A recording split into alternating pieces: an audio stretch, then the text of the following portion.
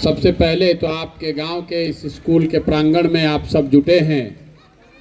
मुझे मेरी बात कहने का, आपसे मिलने का, परिचय करने का अवसर दे रहे हैं, उसके लिए आपका तहे दिल से धन्यवाद कर रहे हैं, शुक्रिया अदा कर रहे हैं। देखिए, हमारा नाम है प्रशांत किशोर। हाँ, हम नेता ना हैं, हम विधायक मंत्री हैं नहीं, हम तो मुखिया सरपंच भी नहीं हैं। बिहार के एक साधारण परिवार के लड़के हैं। ऊपर वाले की कृपा रही है, माता पिता का आशीर्वाद रहा है, जीवन में कुछ हासिल करने का अवसर मिला है। लेकिन 2021 में हमने ये संकल्प लिया है कि अब जीवन में किसी दल और नेता के साथ काम नहीं करेंगे। जो काम हम करते थे वो काम हमने छोड़ दिया। अब रउआ पूछब ये भाई इतना रउआ काम काहे छोड़ देनी? जिस काम को करके इतना नाम कमाए हैं, मीडिया वाले लोग बताएंगे कि सैकड़ों करोड़ रुपया हमको मिलता है उस काम को करने के लिए। तो इतना पैसा, इतना नाम छोड़कर बिहार में गांव गांव क्यों घूम रहे हैं? बिहार में गांव गांव इसलिए घूम रहे हैं कि उस काम को करते हुए ये अनुभव किया, बड़े बड़े दलों के साथ, नेताओं के साथ बहुत करीब से काम करके ये देखा कि दलों के जीतने से, नेताओं के जीतने से जनता का जिंदगी नहीं बदलता है। तो वह बिहार के देख ली, पिछले 50 साल में जितने दल को आपने चुना, जितने नेता को आपने बैठाया, सब ने जो काम किया है या करने का दावा कर रहा है, उसको अगर आप और हम सही मान लें, कोई बहस के बात नहीं खे। ठीक बा भाई, कांग्रेस जौन कैलस तौन कैलस, लालू जी के राज में सामाजिक न्याय हो गई, नीतीश जी भाजपा के राज में कुछ विकासो हो गई। तो जिसने जो किया या करने का दावा करता है उसको आप सही भी मान लीजिए, तो भी आज इस बात से कोई इनकार नहीं कर सकता है कि बिहार देश का सबसे गरीब, सबसे पिछड़ा, सबसे ज्यादा अशिक्षित, बेरोजगारी और भ्रष्टाचार वाला राज्य है। ऐसे तो कोई इनकार ना कर सके। तो जो सामान्य आदमी बा वो कह बता दी रउआ के कि भाई जौना रास्ता पर हमनी के 50 वर्ष से चलत नहीं जा, ए रास्ता पर आगे भी 50 वर्ष अगर चलत रहल जाई तबो कोनो बिहार की स्थिति बदले वाला नहीं है। जिस गरीबी के कुचक्र में आप फंसे हुए हैं, जिस बदहाली में आप और आपके बच्चे जी रहे हैं, ये सुधरने वाला नहीं है। किसी एक नेता के आने से, किसी एक दल के आने से नहीं सुधरने वाला है। अगर कोनो नेता दल के आवे से सुधरे के रही तो आज 50 वर्ष में कोई सुधार ना दी। तो आप पहले समझिए इतनी गरीबी बिहार में है क्यों? आखिर गरीब आदमी ऊपर बढ़ क्यों नहीं पा रहा है? अभी जेकरे से पूछो तरुआ में कोई बताई कि आज के सरकार काम नहीं करत, कोई कही भ्रष्टाचार बहुत वजह से नहीं बढ़ पावत, कोई कही कि लालू जी के जमाना में बहुत पीछे चल गई, नहीं जाए ऐसे नहीं के सुधरत। ऐसी बात नहीं है। 1965 के बाद से लगातार बिहार दूसरे राज्यों के मुकाबले पिछड़ रहा है और हम लोग कभी 50 के दशक में देश में सबसे अच्छे राज्य में बिहार की गणना होती थी। आज हम लोग देश के सबसे गरीब और पिछड़े राज्य हैं। तो आखिर ये दुर्दशा हमने के भइल काहे बा?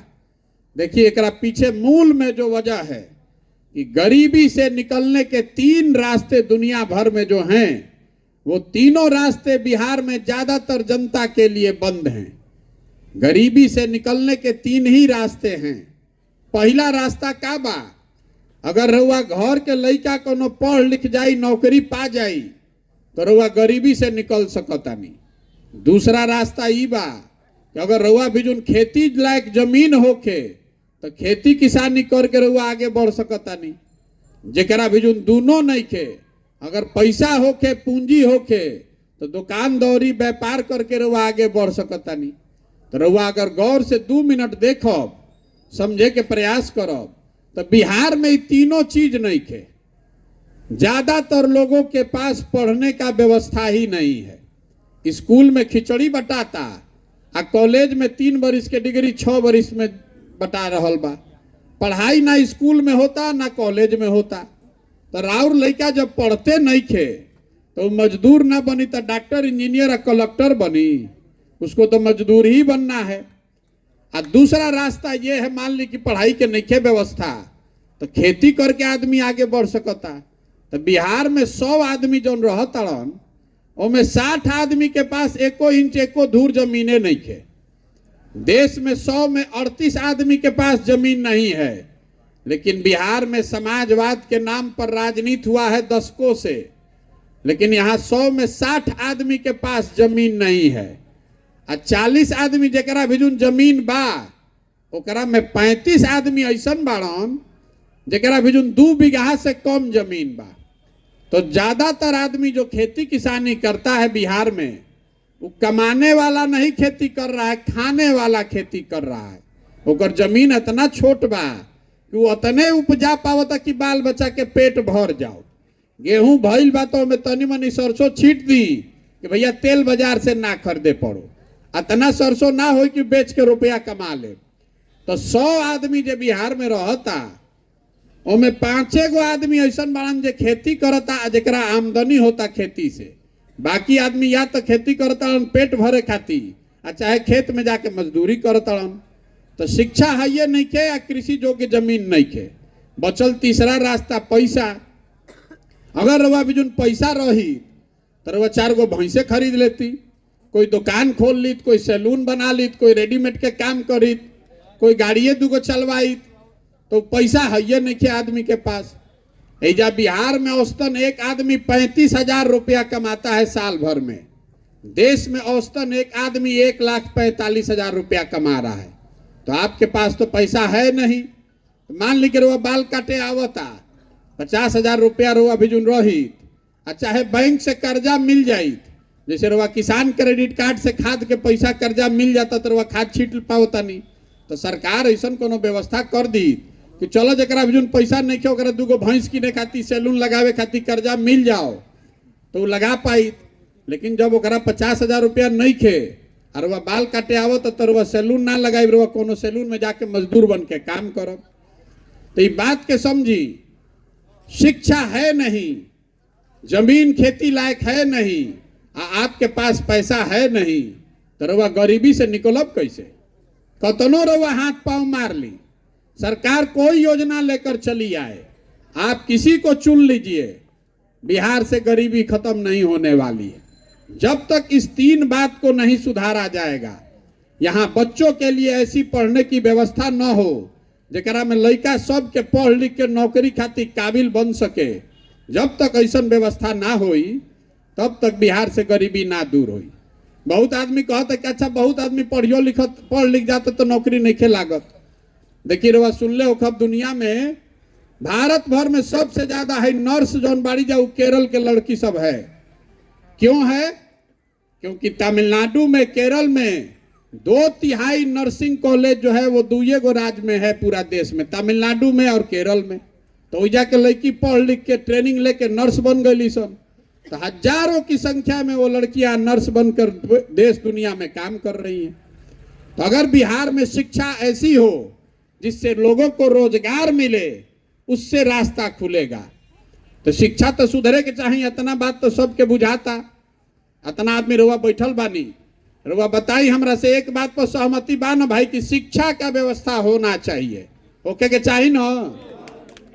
सब सोच के बताई फिर से, बिहार में और कुछ होके चाहे ना, लइकन के पढ़े के व्यवस्था होके के चाहिए ना? सबे कहता कि होके के चाहिए, इतना तो सबके बुझाता। तो अभी 2 मिनट में रवा के बतावता नहीं कि राउर दुर्दशा काहे बा। रवा अभी कहनी है कि भैया और कुछ होके चाहे ना, बिहार में शिक्षा के व्यवस्था होके के चाहिए। तो तनी अपना लइकन के नाम पर ईमानदारी से दिल पर हाथ रख के बोली कि जीवन में कभी शिक्षा खातिर वोट देले बानी? कोई बा बीरे में देले बा? कोई नहीं खे देले ना। अभी माइक देव तो हर आदमी आधा घंटा भाषण दे दी, ए भैया शिक्षा सुधरे के चाहिए, ए भैया जब तक शिक्षा ना सुधरी तब तक ना बिहार सुधरी। रउआ मालूम बा, लेकिन वोटवा ते पर देते नहीं कि तो सुधरी कैसे रे भाई? यही बिहार के दुर्दशा का मूल कारण है। बिहार के लोग अज्ञानी नहीं हैं, आपको और कुछ आए चाहे नहीं, बिहार के लइकन के राजनीति के खूब समझ बा। जहां 4 गो लइका के बैठा दी, घर में, दलान में, खेत खलिहान में, चौक चौराहा पर, चाय के दुकान पर 4 गो आदमी बैठी हन, तो राजनीति बतियाई। भारत, तमिलनाडु, कर्नाटक, मोदी, राहुल, कंबोडिया, इजराइल सब बतिया दी। सब बात रुआ जानता नहीं कि रुआ कौना कष्ट में जियता नहीं। आपको मालूम है कि बिहार में कितना भ्रष्टाचार है, आपको मालूम है कि यहाँ सड़क नाली गली का हालत खराब है, खेत में पानी नहीं है, लड़कों के पढ़ने की व्यवस्था नहीं है, लड़कों को रोजगार नहीं है। 2000 के धान रुआ 1500 में बेचता नहीं, 277 के यूरिया 500 में खरीदता नहीं। ये सब बात तो रुआ मालूम है, हम रुआ के नया क्या बताई। लेकिन जहिया वोट हो ही रे भाई, वो दिन ये सब बात भुला जाई। बिहार में वोट के दिन तो आदमी के 4 गो बात याद बा। पहला बात, हमार जात का बा, आ के हमारा जात के खड़ा बा, चलो इनका कब के लिए वोट दिया। जिन जात से बच गईलन ओकरा के हिंदू, मुसलमान, भारत, पाकिस्तान, पुलवामा के नाम पर वोट लिया था। काल तक रुआ संकल्प ले ले बानी कि अब की हाली भाजपा के सांसद के वोट ना देवी तो मुंहो निखन देखैले 5 बरिस। आ तले वोट आई हल्ला होई, सब हिंदू एक हो जा मियाँ जी लोग ना जीते के चाही, ओहू से आदमी नहीं मानत। आदमी कहतन क्या रही, छोड़ा ही सब बात, ऊपर देखा, ऊपर मोदी जी के देखा है, नाली गली में जुराइल बड़ा, ऊपर देखा पाकिस्तान हो गई, तू है गांव के बतियावत, चलो जल्दी भाजपा के वोट दो। तो सबे ऊपर देख के दे दिलस वोट मोदी जी के, भाजपा के। जे दोनों से बच जाता तो कहता जाए दी भैया, हमनी के कतनो दिक्कत बा न, तो लालू जी ना लौटे के चाहिए, कुछो हो जाए लालू जी ना आवे के चाहिए। तो चलो भैया, लालू जी के डर से आदमी भाजपा के दे दिलस। आ चौथा, हमनी के मुसलमान भाई लोग बा, ई लोग कहते कि भैया जी ही चाहे मरी, भाजपा के ना वोट दे सकीला जा, भाजपा तो मुसलमान विरोधी पार्टी बा। तो बिहार में बचल के, बिहार में तो भैया 2 गो दल बा, एगो मोदी जी के भाजपा, एगो लालू जी के ललटेन। नीतीश कुमार बेचारे के तो भरोसे नहीं के, कभी ललटेन पकड़ के लटकियन, कभी कमल के फूल पर बैठ के पवरियन। तो मुसलमान कह रहा है कि भाजपा के दे ना सकी तो बचल के ललटेन लौकत, ललटेने के दबावल जाओ वोट। रवा ईमानदारी से बताई, ये 4 चीज पर ना वोट पड़ता भैया। तो काहे कि हमनी के दिमाग खराब करता नहीं जा, माथा पीटता नहीं जा। अरे जब रउआ जानता नहीं, हम जानता नहीं, तो बिहार के सब नेतो जानता कि बिहार के जनता कतनो बतिया ले, कतनो गाना गा ले, हंस के गा के गरिया के रउआ वोटवा देवे यही 4 चीज पर। तो जानिए रहल बा कि जब यही 4 चीज पर वोट पड़ी तो काम करे के जरूरत का बा। यही बिहार के दुर्दशा का मूल कारण है। यहाँ का जो जनप्रतिनिधि है उसको हारने का, काम के आधार पर हारने का डरे खत्म हो गया है। एमपी सांसद महोदय के यहाँ लोग जाता, हम रोड पर चलता नहीं, कहता आदमी कि एमपी से जाता नहीं जा, सांसद से कहे कोनो काम के तो कैलस तो तनी हमनी के दबाव देता नहीं जा, तो कहते कि हमरा के वोट देले रहो, मोदी जी के न देले रहो, जा मत दियो, जा मोदी जी के वोट मत दियो। जानते बा कि रहो जाके फिर मोदी जी के देबे करब, तो ओकरा डर का बा।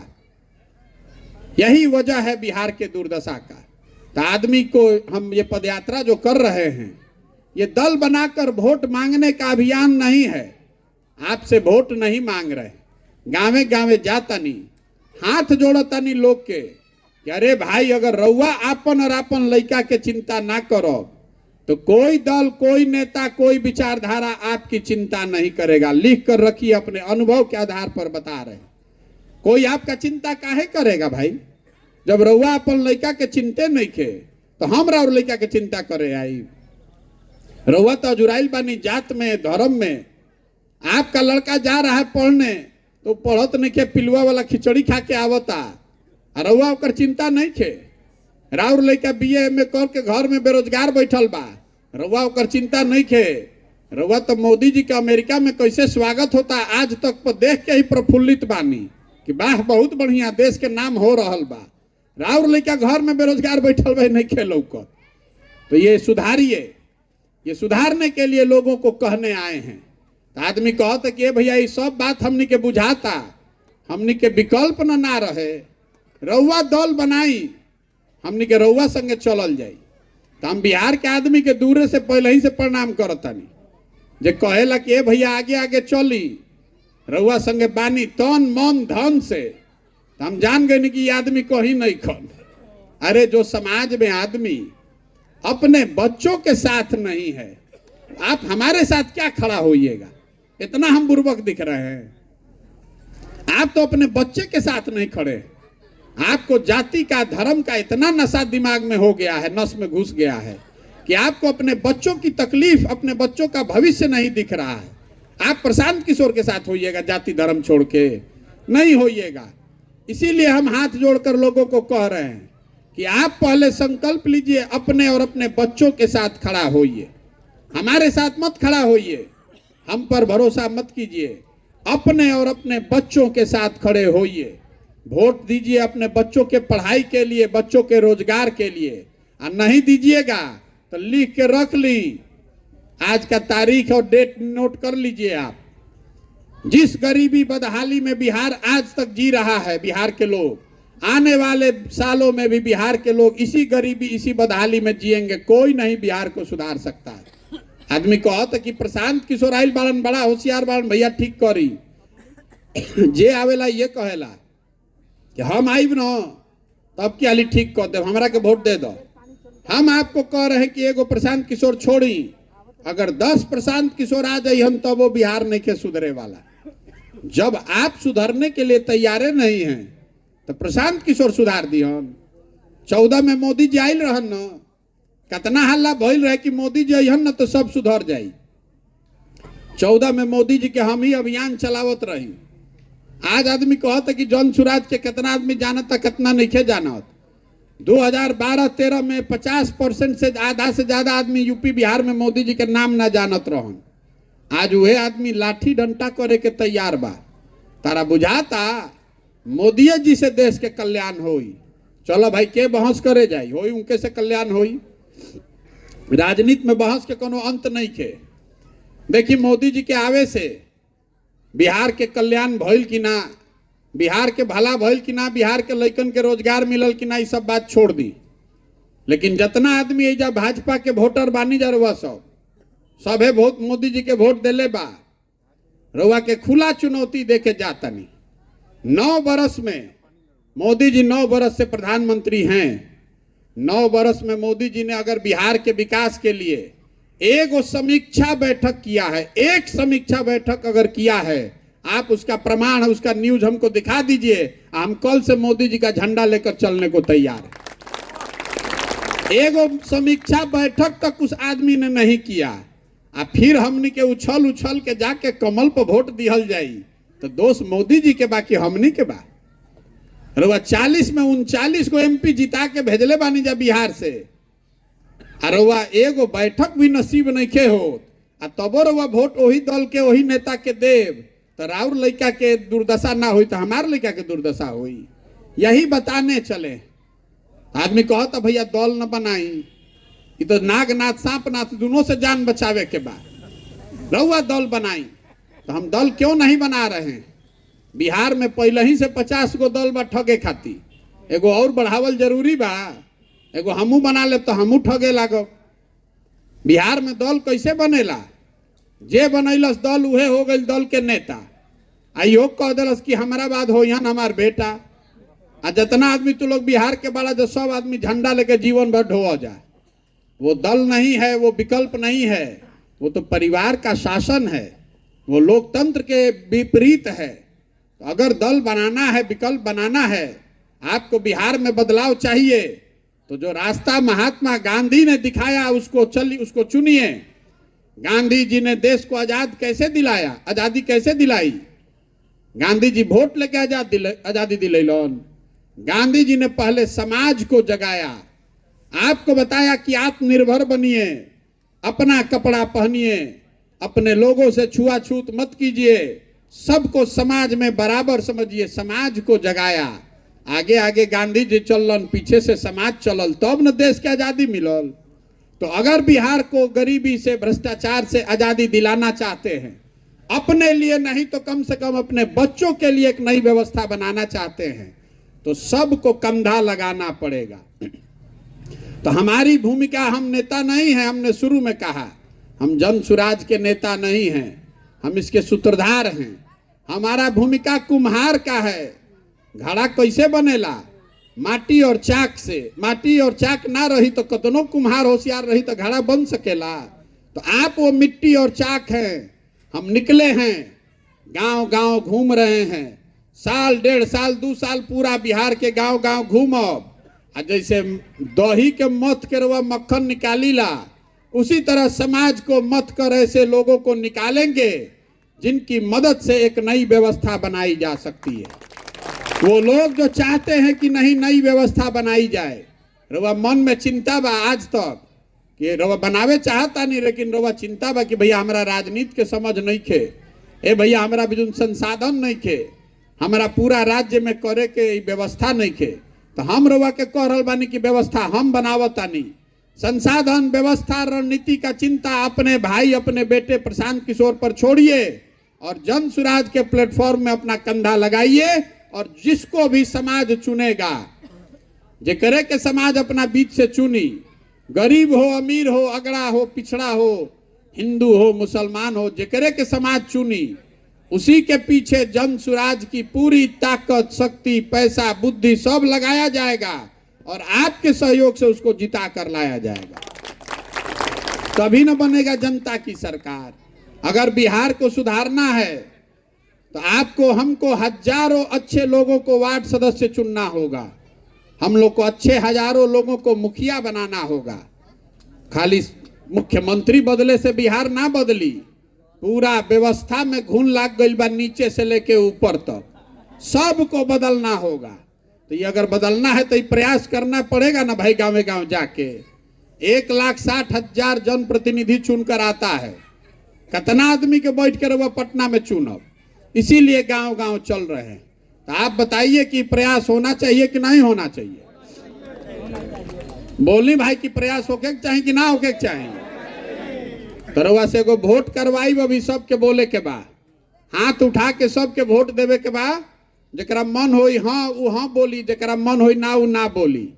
3 गो कैमरा लागल बा, में रिकॉर्ड होके के चाहिए, से हाथ उठे के चाहिए सबके। पिछले 30-40 सालों में आपने जिसको भी वोट दिया, किसी ने बिहार और बिहार के बच्चों की चिंता नहीं की है। अब समय आ गया है कि बिहार के लोग अपने और अपने बच्चों के भविष्य के लिए जगें, खड़े हों और गांधी जी के बताए हुए रास्ते पर चलकर अपना विकल्प बनाएं, जनता का विकल्प बनाएं। आप बताइए कि हमको, आपको, सबको मिलकर जनता का विकल्प बनाना चाहिए कि नहीं बनाना चाहिए? हाथ सबके उठे के चाहिए भैया। जरा ना बोले के ना बोलो। बनाना चाहिए कि नहीं बनाना चाहिए? बनावे के चाहिए ना भाई। आदमी कहता कि अच्छा इतना बात रहा सुन लेनी जा, विकल्पों बन जाए ना बताई कि चुनाव कैसे जीतल जाए।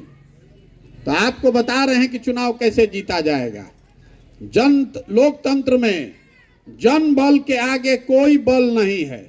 जितना समीकरण बा, जितना नेता बाड़न, एक बार रउआ खड़ा हो जाए तो आपके सामने कोई नेता, कोई समीकरण टिकने वाला नहीं है। और दूसर जे हमरा के तनको मन का जानता, ओकरा मालूम बा कि प्रशांत किशोर के और कुछ आवे चाहे ना, चुनाव लड़ावे आवेला। पिछले 10 बरस में जिस नेता का, जिस दल का हमने हाथ पकड़ा है, वो चुनावे नहीं हारा है। तो इस बार संकल्प लिए हैं, किसी नेता का नहीं, दल का नहीं, बिहार की जनता का, आपका हाथ पकड़े हैं और भरोसा रखिए आपको भी हारने नहीं देंगे। हम उनमें से नहीं हैं जो लड़ने के लिए लड़ता है। अगर हम लड़े आइल बानी तो ईमान के चली के कर जीते के खाका दिमाग में बना के ले आइल बानी। इसको जीतने के लिए कितनी ताकत लगानी पड़ेगी, कैसी व्यवस्था बनानी पड़ेगी, कितना पसीना बहाना पड़ेगा, कितना संसाधन लगाना पड़ेगा, ये सब सोच समझ के गुणागणित करके आए हैं और जीते बगैर मानेंगे नहीं। आप आइए और अपने बच्चों के लिए इसमें शामिल होइए। ठीक लगे तो आइए और इस व्यवस्था को बनाने में अपना कंधा लगाइए। एक ऐसा बिहार बनाइए कि हम लोग के बच्चों को पढ़ने के लिए और रोजगार के लिए बाहर जाकर जलील नहीं होना पड़े। आज बाहर जब बिहार के लोग जा रहे हैं तो बिहारी कह के हम लोग को जलील किया जाता है। ये शब्द बिहारी गाली बन गया है। बिहारी मतलब अनपढ़, बिहारी मतलब बेवकूफ। अरे हमनी के सब आदमी बेवकूफ बानी जा? हम लोग बेवकूफ नहीं हैं। यहाँ के नेताओं ने और व्यवस्था ने हम लोग को बेवकूफ बना दिया है। एक बार आप खड़ा हो जाइएगा, ये तो ज्ञान की भूमि रही है। देवताओं को भी आकर यहाँ ज्ञान मिला है। 1500 साल तक इस देश की राजनीति चली है बिहार से। आप में, आपके बच्चों में बिहार की भूमि में वो ताकत है। आप वो व्यवस्था बना सकते हैं। आप खड़े होइए और देखिए कि कैसे पूरे भारत में ये मॉडल बनेगा कि बिहार के लोगों ने वो करके दिखाया है जो देश के किसी हिस्से में किसी ने नहीं किया है। इससे हम लोग का गौरव वापस होगा। विकास तो जया होई तैया होई। जिस दिन इस व्यवस्था को बनाकर हम लोगों ने सरकार जनता की बना दी, पूरा देश नतमस्तक होगा, क्योंकि बिहार के लोगों ने वो कर दिखाया होगा जो आजादी के बाद किसी भी राज्य में कोई नहीं कर पाया है। तो अगर आपको लगता है कि जो काम हम कर रहे हैं ये ठीक काम है, ये बिहार के बच्चों के भलाई के लिए है, तो से हम वोट ना मांगनी, आपसे चंदा नहीं मांगे, आपसे हम अपना नजर घुमाकर देखिए कहीं फोटो वोटो नहीं लगाते हैं। आपसे मांगने आए हैं आपका आशीर्वाद। ये टेढ़ा काम है, ये फर्श पर जमी हुई काई को छोड़ाने जैसा है। ये गांधी मैदान में रैली करके ना होई। बहुत आदमी हमरा कहता कि भैया एगो बड़ा सभा करके एक जगह बताई। उसको हम बता रहे हैं कि भैया जब फर्श पर काई जमल बा, उस पर दौड़ने जाइएगा तो गिर जाइएगा, हाथ पैर टूट जाएगा। काई लागल बा तो बैठ के ईंटा से ओकरा के रगड़ रगड़ के छोड़ावे के पड़ी। तो गाँवे गाँवे वही काई छोड़ाने के लिए निकले हैं। तो अगर आपको लगता है कि काम ठीक है तो एक बार हाथ उठाकर आशीर्वाद दीजिए। है ना आपका आशीर्वाद? ओके ना? प्रयास होना चाहिए ना भाई। तो बहुत बहुत धन्यवाद। एक इस मिट्टी के सम्मान में एक नारा हम लोग लगाकर खत्म करेंगे। मैं बोलूंगा जय बिहार, आपको बोलना है जय जय बिहार। जय बिहार। छपरा जिला के आदमी के दम होतने बा। हमार घर बस आबाद, हमने के आरा बलिया छपरा आदमी के बड़ा दम बा। ऐजा आवाजे नहीं खेरवा निकलो। जय बिहार, जय बिहार, जय बिहार। बहुत बहुत धन्यवाद। तो जरा मन होके